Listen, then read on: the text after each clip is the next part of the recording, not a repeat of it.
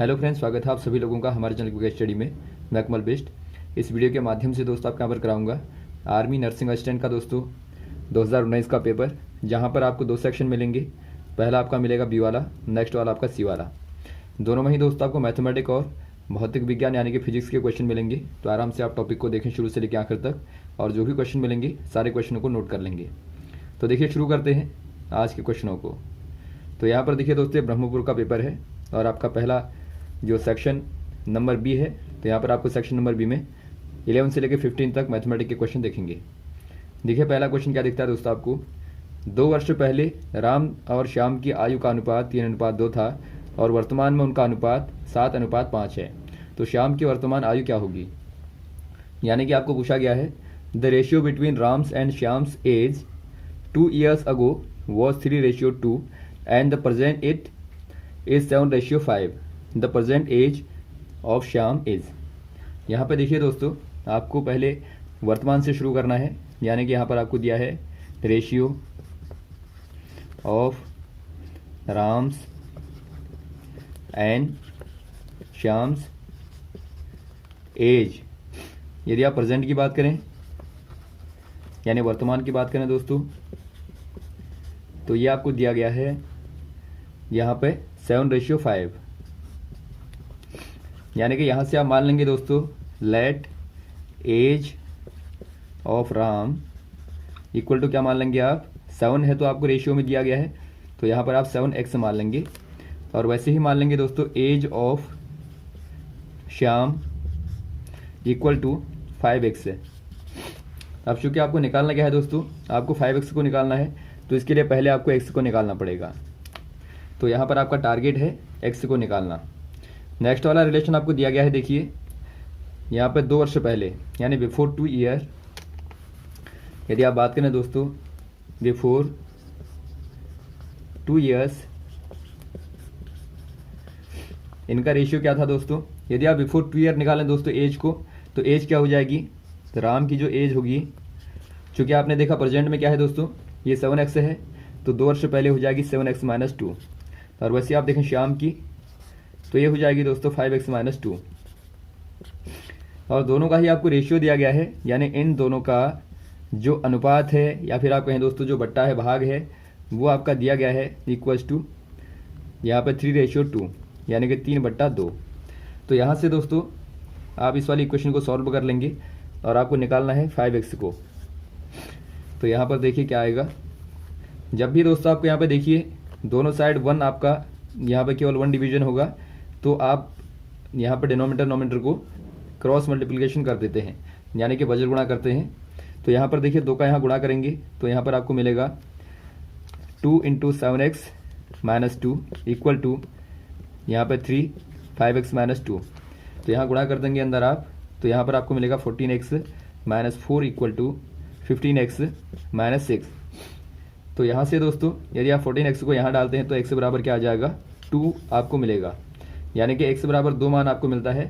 तो यहाँ से दोस्तों x का मान आप यहाँ पुट कर देंगे, चूँकि आपको श्याम की एज पूछी गई है वर्तमान में। तो यहाँ पर जो श्याम की एज होगी क्या हो जाएगी इक्वल टू 5x ईयर माना था आपने, इक्वल टू हो जाएगा 5 × 2 इक्वल टू 10 ईयर्स। यानी कि दोस्तों आपने देखा 10 वर्ष हो जाएगी। तो ऑप्शन नंबर यहाँ पर आप देखते हैं डी वाला, तो डी वाले में टिक करेंगे।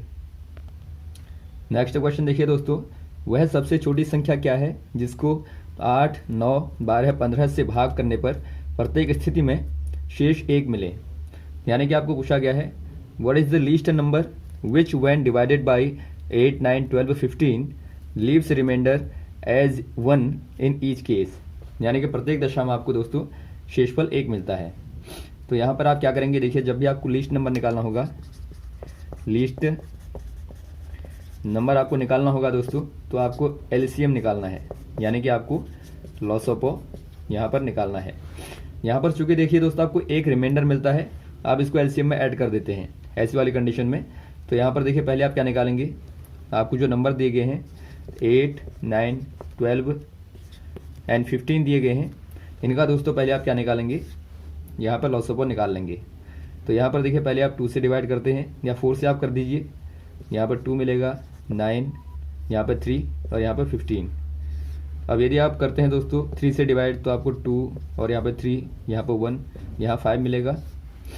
और यहाँ पर आप यदि डिवाइड करते हैं, अब यहाँ पे देखिए दोस्तों, एक बार आपको 2 से करना पड़ेगा, एक बार 3 से, एक बार 5 से, यानी कि यहाँ पर आपको मिलेगा 4 गुणा 3 गुणा 2 गुणा 3 गुणा 5, यानी यहाँ पर आप देखते हैं 5 या 15 दूनी 30 और 30 या 90, 90 चक्को क्या हो जाएगा, 9 चक्को 36, 360। तो यहाँ पर दोस्तों आपको लॉस ऑफ क्या मिला, यहाँ पर 360 मिला। अब आप क्या करेंगे दोस्तों, आपको चूँकि यहाँ पर रिमाइंडर 1 मिलता है, तो यहाँ पर आप कर देंगे दोस्तों एलसीएम प्लस रिमाइंडर, यानी कि 360 प्लस 1 करेंगे तो आपको मिलेगा 361, यानी वो संख्या क्या हो जाएगी दोस्तों, वो संख्या आपकी 361 यानी कि 361 हो जाएगी, ऑप्शन नंबर डी वाला। अगला क्वेश्चन देखिए दोस्तों, पाइप ए तथा बी एक टंकी को क्रमशः 10 घंटे में तथा 15 घंटे में भरते हैं। यदि दोनों एक साथ खोले जाएं तो टंकी को भरने में लगा समय क्या होगा। यानी कि आपको पूछा गया है pipes A and B can fill a tank in 10 hours and 15 hours respectively, how much time they take together to fill the tank. यहाँ पे देखिए दोस्तों, दो आपके पास में पाइप हैं, ये आपका पाइप नंबर ए है, ये बी है, और एक किसी टंक को फिल करते हैं दोस्तों। पहला वाला लेता है 10 आवर्स और सेकंड वाला लेता है 15 आवर्स। तो यहाँ पर आपको बताना है इन केस ऑफ टुगेदर, यानी जब आप दोनों को एक साथ खोलते हैं तो ऐसे केस में क्या होता है दोस्तों, फॉर्मूला ये आपका एक होता है a b upon a plus b, यानी कि आप यहाँ से मानों को रखेंगे दोस्तों, ए के स्थान पर आप 10 को पुट अप कर देंगे इनटू बी के स्थान पर 15 और यहाँ पर आपका 10 प्लस 15 आ जाएगा। तो हल करने पर क्या मिलेगा, देखिए आपको 10 इंटू 15 डिवाइड बाई 25, 5 से काटेंगे तो यहाँ पर आपको मिलेगा, ये आपको दोस्तों 2 गुणा 3 मिलता है, यानी कि यहाँ पर आपको 6 आवर्स मिलता है, यानी कि 6 घंटे दोस्तों टंक को फिल करने में लगेंगे। तो ऑप्शन नंबर यहाँ पर आप देखते हैं डी वाला, तो डी वाले में आप टिक कर देंगे। अगला क्वेश्चन देखिए दोस्तों, एक कक्षा में 24 छात्रों का औसत भार 40 किलोग्राम है। यदि इसमें अध्यापक का भी भार जोड़ दिया जाए तो औसत बढ़कर 1 किलोग्राम अधिक हो जाता है, तब आपको बताना है अध्यापक का भार क्या होगा। यानी कि आपको पूछा गया है दोस्तों, the average weight of 24 students in a class is 40 kilogram. If the weight of the teacher is included then average weight is increased by 1 kilogram. What is the weight of the teacher is. यानी कि दोस्तों यहाँ पर आपको बताना है, पहले आप देखिए 2 कंडीशन यहाँ पर आपको दी गई है दोस्तों। शुरू में आप निकालेंगे, यहाँ पर आपको दिया गया है average weight of 24 students equal to दोस्तों 40 किलोग्राम। तो यहाँ से आप निकाल लेंगे पहली बार में टोटल इक्वल टू हो जाएगा 40 इंटू 24 कर देंगे, बराबर दोस्तों आपको मिलेगा 960 यानी कि 960 किलोग्राम। और सेकंड वाली कंडीशन में आप निकालेंगे average weight after teacher's weight included. यहाँ पर जोड़ दिया गया टीचर का दोस्तों, तो यहाँ पर क्या हो जाएगा, एवरेज यहाँ पर हो जाएगा दोस्तों 41 किलोग्राम, क्योंकि 1 किलोग्राम बढ़ गया। तो यहाँ पर आप टोटल निकालेंगे, तो देखिए टोटल आप यहाँ पर निकाल लेंगे, टोटल इक्वल टू क्या हो जाएगा दोस्तों 41 इंटू ये कितनों का वेट हो गया, ये आपका दोस्तों 25 लोगों का हो गया, यानी कि 24 पहले से थे और एक दोस्त आपने अध्यापक को ऐड कर दिया, तो यहाँ पर आप 25 का गुणा कर देंगे, तो ये आपको देगा दोस्तों 5201, यानी कि 1025 आपको देगा इतना किलोग्राम। अब यहाँ पर देखिए दोस्तों, ये वेट आपका था विदाउट टीचर, यानी कि ये आपका था विदाउट टीचर, और ये दोस्तों आपका यहाँ पर है विद टीचर, यानी कि टीचर के साथ में ये आपका वेट आता है। तो आपको टीचर की यहाँ पर वेट बताना है, वेट ऑफ टीचर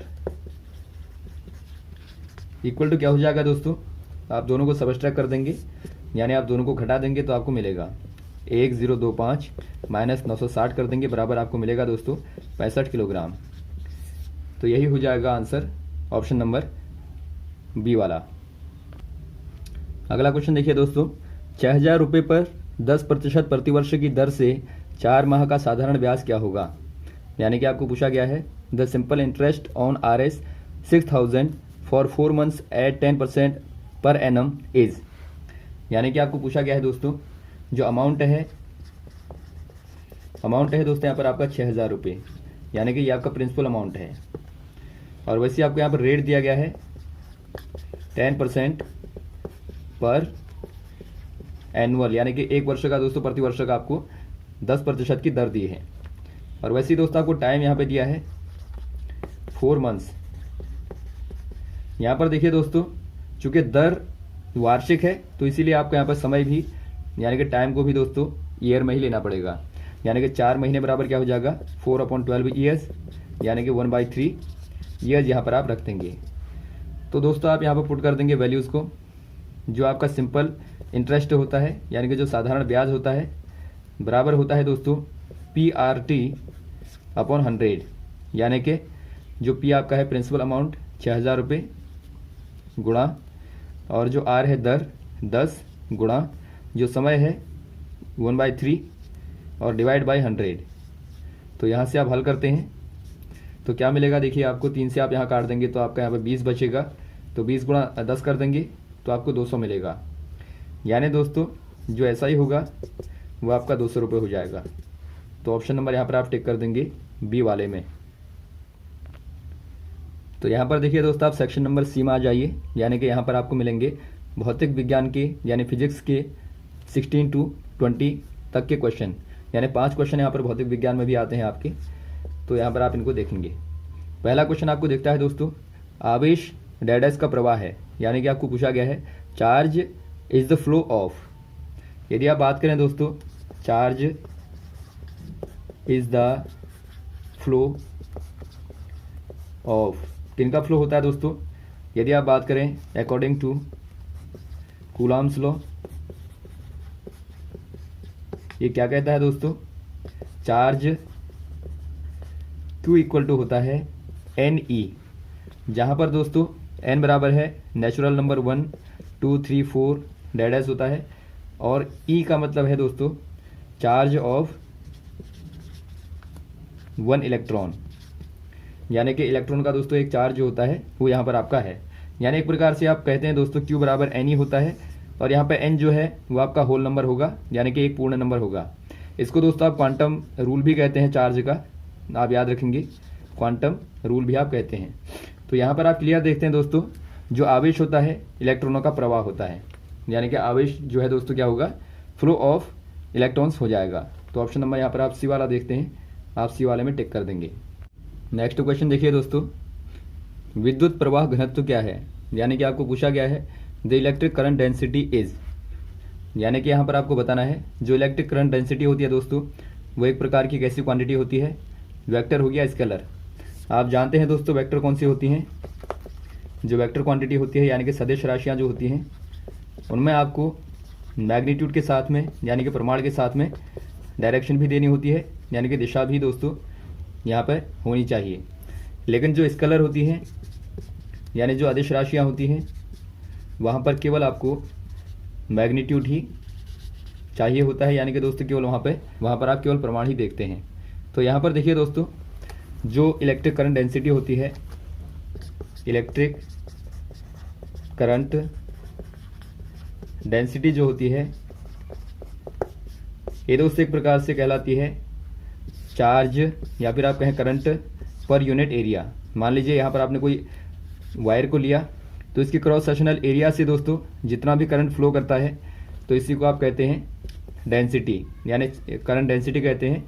आप इसको जे से रिप्रेजेंट करते हैं, यानी कि जे इक्वल टू हो जाएगा करंट पर यूनिट एरिया। और यहाँ पर आप देखते हैं दोस्तों आई जो है स्केलर क्वांटिटी होती है और ए आपका स्केलर क्वांटिटी होती है, लेकिन जे दोस्तों आपका वेक्टर क्वांटिटी होती है, यानी कि यहाँ पर डायरेक्शन और मैग्नीट्यूड दोनों ही होते हैं। तो यहाँ पर आप ध्यान देंगे जो करंट होती है स्केलर क्वांटिटी होती है, लेकिन जे जो है दोस्तों यानी डेंसिटी जो होती है करंट की ये आपकी वेक्टर क्वांटिटी होती है। तो ऑप्शन नंबर आप टिक कर देंगे सी वाले में।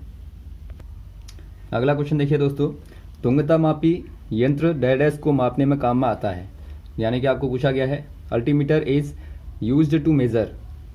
यदि आप बात करें दोस्तों, altimeter is used to measure, ये क्या मेज़र करता है दोस्तों? अल्टीमीटर के माध्यम से आप जो सी लेवल होता है, यानी कि जो समुद्र का तल होता है दोस्तों, उससे एक प्रकार से ऊंचाई को मापते हैं। ऊंचाई यानी कि दोस्तों आप काहे को मापेंगे? यहाँ पे हाइट को मापते हैं। तो यहाँ पर आप टिक कर देंगे ऑप्शन नंबर बी वाले में, हाइट में। अगला क्वेश्चन देखिए दोस्तों, अगर पृथ्वी पर वायुमंडल नहीं होता तो आकाश डैश दिखाई देता। यानी कि आपको पूछा गया है if the earth had not atmosphere the sky would have looked. यानी कि आपको पूछा गया है, माना यहाँ पे जो अर्थ है दोस्तों, यदि आप इसके बाहर से जो एटमॉस्फेयर है उसको हटा दें। आप जानते हैं दोस्तों अर्थ के पास क्या होता है? ग्रेविटेशनल फोर्स होता है, और जिसके कारण ये पास की एयर को दोस्तों क्या कर लेता है, यहाँ पे एक प्रकार से आकर्षित करता है, यानी कि उनको दोस्तों पकड़े रहता है। तो इससे क्या क्रिएट होता है दोस्तों? एक प्रकार का चारों ओर से गैसों का लेयर, यहाँ पे गैसों की लेयर बनती है, और इससे आप कहते हैं एटमॉस्फेयर, एटमॉस्फेयर कहते हैं दोस्तों, यानी कि वायुमंडल कहते हैं। अब यहाँ पर देखिए, यदि आप दोस्तों यहाँ पर वायुमंडल को हटा दें तो इससे क्या होगा? आप देखते हैं दोस्तों, नॉर्मली यदि आप स्काई को देखें, यानी कि वायुमंडल की प्रेजेंस में आप देखते हैं तो स्काई हमें दिखाई देता है ब्लू, यानी कि नीला दिखाई देता है। नीला क्यों दिखाई देता है दोस्तों? Due to scattering of light, यानी कि प्रकाश के प्रकीर्णन के कारण दोस्तों, प्रकीर्णन के कारण ही आपको आकाश का रंग नीला दिखाई देता है। यदि आप वायुमंडल को हटा दें, यानी कि यहाँ पर दोस्तों बिना वायुमंडल के यहाँ पर आप आसमान को देखेंगे तो कैसा दिखाई देगा? ये दोस्तों आपको ब्लैक दिखाई देगा। क्यों दिखाई देगा ब्लैक? क्योंकि यहाँ पे लाइट की स्कैटरिंग नहीं होगी। तो आपका यही रीज़न होता है जो आपको स्काई नीला दिखाई देता है। तो ऑप्शन नंबर यहाँ पर आप टिक कर देंगे दोस्तों, ब्लैक में, यानी कि ऑप्शन नंबर डी वाले में। और यदि आप अंतरिक्ष में जाके देखें दोस्तों तो वहाँ से भी आपको ब्लैक ही दिखाई देता है। अगला क्वेश्चन देखिए दोस्तों, ध्वनि तरंगे हैं, यानी कि आपको बताना है साउंड वेव आर। यदि आप बात करें दोस्तों वेव की, यानी तरंगों की, ये आपकी मुख्यतः दो प्रकार की होती हैं। एक आपकी होती है इलेक्ट्रो मैग्नेटिक, यानी कि वैद्युत चुंबकीय आप इनको कहते हैं, और दूसरी होती हैं दोस्तों मैकेनिकल, यानी कि यांत्रिक तरंगे आप इनको कहते हैं। दोनों में मुख्य अंतर क्या होता है, यानी मेन यहाँ पे डिफरेंस जो है, जो इलेक्ट्रोमैग्नेटिक होती हैं दोस्तों, इनको मीडियम की, यानी कि माध्यम की आवश्यकता नहीं होती, यानी कि रिक्वायरमेंट नहीं होती है, यानी बिना माध्यम के भी दोस्तों गमन कर सकती हैं। लेकिन यदि आप बात करें मैकेनिकल वेव्स की तो इनको मीडियम की रिक्वायर्ड होती है, यानी कि यहाँ पर आपका सॉलिड या लिक्विड या गैस कोई मीडियम होना चाहिए। तो यहाँ पर देखिए, जो मैकेनिकल वेव जो होती हैं दोस्तों, उन्हीं का एक एग्जांपल होता है जो कि है साउंड वेव, यानी कि ध्वनि तरंगें जो होती हैं दोस्तों एक प्रकार की मैकेनिकल वेव जो होती हैं। यदि आप इनका प्रोपेगेशन देखेंगे दोस्तों, यानी कि इनका जो चलने का तरीका देखेंगे आप, तो इस प्रकार से होता है, यानी कि ये मीडियम की जो आपका प्रोपेगेशन है दोस्तों, यानी चलने की दिशा है, इसके पैरेलल चलती हैं, यानी इसके समांतर दिशा में चलती हैं। तो इस प्रकार के प्रवाह को क्या कहते हैं दोस्तों? यदि आप ध्वनि का इस प्रकार का संचरण देखते हैं जहाँ पे पैरेलल चलें, तो इनको आप कहते हैं लॉन्गिट्यूडनल, यानी इनको आप क्या कहेंगे? लॉन्गिट्यूडिनल वेव्स कहते हैं, या फिर आप कहें दोस्तों अनुदैर्ध्य तरंगें कहते हैं। तो यहाँ पर आपको दिया गया है, देखिए ऑप्शन नंबर सी वाला, तो आप ऑप्शन नंबर सी वाले में टिक कर देंगे दोस्तों, लॉन्गिट्यूडनल वेव होती हैं। यदि आप बात करें दोस्तों, जो आपकी लाइट वेव्स होती हैं वो कैसे ट्रेवल करती हैं? वो दोस्तों माध्यम के परपेंडिकुलर ट्रेवल करती हैं, यानी वहाँ पर आप देखेंगे तो ये दोस्तों आपको परपेंडिकुलर यहाँ पे दिखेंगी, परपेंडिकुलर यानी कि 90 डिग्री के दोस्तों एंगल में चलती हैं। और ये आपकी दोस्तों ट्रांसवर्स यानी अनुप्रस्थ तरंगें कहलाती हैं। तो आप इसको भी याद रखेंगे ताकि पूछा जाए आराम से आप बता पाएँ। और ये दोस्तों आपका इलेक्ट्रो मैग्नेटिक वेव्स का एग्जाम्पल होता है। तो यहाँ पर आप टिक कर देंगे सी वाले में। तो यहाँ तक दोस्तों आप क्वेश्चनों को तैयार करें। उम्मीद है आपको क्वेश्चन अच्छे लगे होंगे। यदि आपको कोई कन्फ्यूजन हो तो आप कमेंट बॉक्स में कमेंट कर सकते हैं। और यदि आपको दोस्तों वीडियो पसंद आया हो तो आप ज़रूर लाइक करें, शेयर करें ताकि अधिक से अधिक लोगों तक पहुँचे। Okay, thanks. जय हिंद, जय भारत।